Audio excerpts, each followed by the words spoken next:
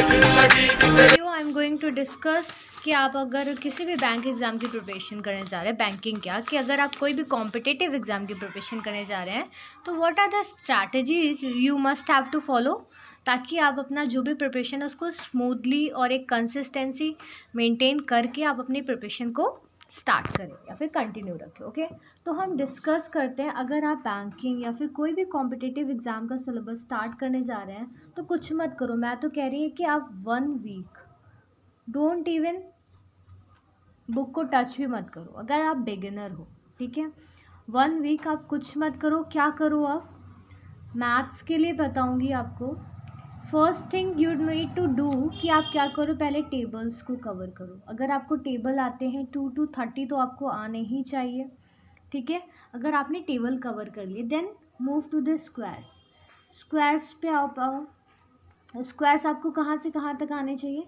Squares आपको आने चाहिए 1 to 150। अब आप कहोगे 150 मैम रटना it's difficult task. No doubt difficult है, हम मानते हैं डिफ़िकल्ट है। तो आप क्या करो, 40 तक आप लर्न कर लो। 40 तक आप लर्न कर सकते हो ना। अब बैंक एग्ज़ाम की प्रिपरेशन करो, इतना तो आपका कैपेसिटी होगा ही।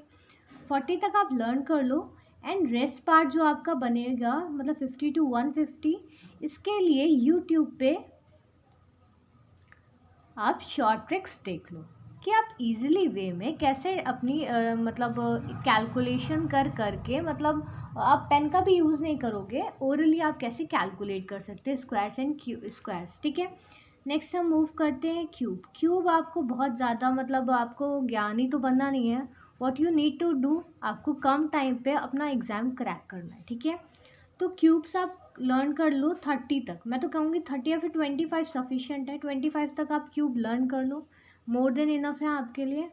टेबल्स हो गए, स्क्वायर्स होंगे, क्यूब हो गए। देन आप क्या करो, फ्रैक्शन वैल्यू सबसे ज़्यादा इम्पॉर्टेंट। अगर मैं बोलूँ फ्रैक्शन वैल्यू मोस्ट इम्पॉर्टेंट है। अगर आपने फ्रैक्शन वैल्यूज़ कवर कर ली तो आप परसेंटेज चैप्टर लगा लोगे, प्रॉफिट एंड लॉस चैप्टर लगा सकते हो, देन उसके बाद में रेशियो एंड प्रॉपोर्शन, 3 चैप्टर्स आप ऐसे ही लगा सकते हो। परसेंटेज वैल्यू आपको 1/2 से लेकर के 1/20 तक लर्न होनी चाहिए। और इसके साथ में मतलब कुछ हमारी होती है परसेंटेज वैल्यू डेसिमल में, जैसे 37.5 का परसेंटेज वैल्यू क्या होगा, वो आप फ्रैक्शन वैल्यू क्या होगा वो आपको बताना है। तो इतनी चीज़ें आपको कब कवर करनी है, 1 वीक में। जब आप अपनी बिगनिंग कर रहे हैं अपने एग्ज़ाम्स की तो आपको फर्स्ट वीक यही करना है, इसके अलावा आपको कुछ टच भी नहीं करना। ओके, फिर जैसे ही आपने अपनी ये प्रिपरेशन को इतना 1 वीक का टारगेट आपने फिनिश कर लिया, मैं तो कह रही हूँ 1 वीक या फिर 1.5 वीक, इतना टाइम आपको दे रही। मैं तो कह रही आराम से करो, क्योंकि मेरे को ये लगता है कि स्टार्टिंग बहुत स्लो करनी चाहिए।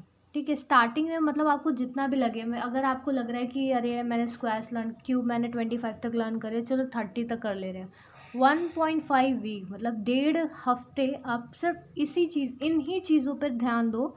इसको आप इतना स्ट्रॉन्ग कर लो कि अगर आप नेक्स्ट मूव ऑन करो सिंप्लीफिकेशन पे, अप्रॉक्सीमेशन पे, फिर आपको वापस आके स्क्वायर्स, क्यूब एंड ये सारी चीज़ें लर्न ना करनी पड़े। अगर आपके टीचर आपको फ्रैक्शन वैल्यू बताएं, जिस दिन वो परसेंटेज चैप्टर या रेशियो चैप्टर स्टार्ट करे उस दिन आपके आंसर्स आने चाहिए कि फ्रैक्शन वैल्यू अगर 70% बोला है तो इसकी फ्रैक्शन वैल्यू क्या होगी।